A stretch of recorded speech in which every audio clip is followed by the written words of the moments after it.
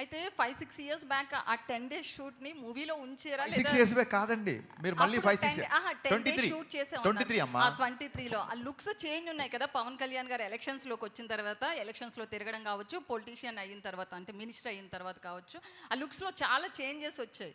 So మీరు కథ అనుకున్నప్పుడు ఒకలా ఊహించుకుంటారు. అవును. సో ఎలా చెప్పండి, క్వశ్చన్ ఫినిష్. సో ఆ షూట్కి సంబంధించింది ఆ క్లిప్స్ ఉంచారా, లేకపోతే మళ్ళీ రీషూట్ చేశారా, ఎట్లా? ఇప్పుడు మీరు ట్రైలర్లో చూస్తే రేపు పొద్దున సినిమాలు చూసినా ఒక 2 ఇయర్స్ బ్యాక్ షార్ట్స్ కొన్ని ఉంటాయి, ఇప్పుడు కొన్ని ఉంటాయి.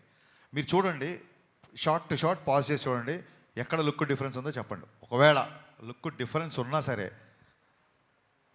కొంచెం దాన్ని ఏమంటారు, అక్కడ పవన్ కళ్యాణ్ కనపడతారు, ఇక్కడ పవన్ కళ్యాణ్ కనపడతారు. అదేంటి 2 ఇయర్స్ బ్యాక్ పవన్ కళ్యాణ్ ఇప్పుడు హీరో మారిపోయాడు ఏంటి అనేంత లుక్ అయితే ఉండదు. లెటస్సే లుక్ మారింది అని ఆడియన్స్ కూడా అర్థమైంది అనుకోండి.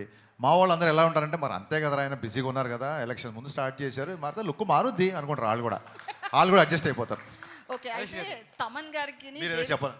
సేమ్ థింగ్, మీరు లుక్ ఐడెంటిఫై చేయలేరు మీరు ట్రైలర్లో చూడండి. ఎందుకంటే మీ షార్ట్ ఫర్ 10 days మీరు చూసి ఆ 10 days లేదని మీ డిఫరెన్స్ లేదు. ఎందుకంటే చాలా నెగ్లిజిబుల్ డిఫరెన్స్ లేదు.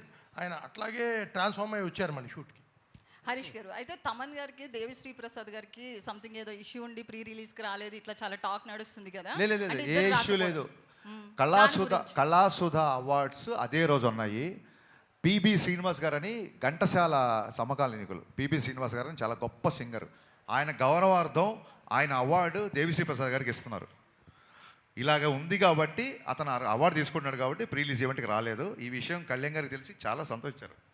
దేవి వస్తున్నాడని అడిగారు ఆయన. సార్ ఇట్లా కళాసుధ పిబి శ్రీనివాస్ గారు మరి ఆ అవార్డు తీసుకోకపోతే ఎలాగా అని చెప్పి కళ్యాణ్ గారు కూడా ఆ విషయాన్ని చాలా అభినందించారు.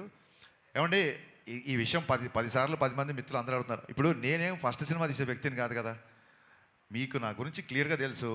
నాకు ఒక వ్యక్తితో పడకపోతే నేను దాచుకొని ప్రశాంతంగా పడుకోగలుగుతానా? మీరు చెప్పండి, మీరే చెప్పండి.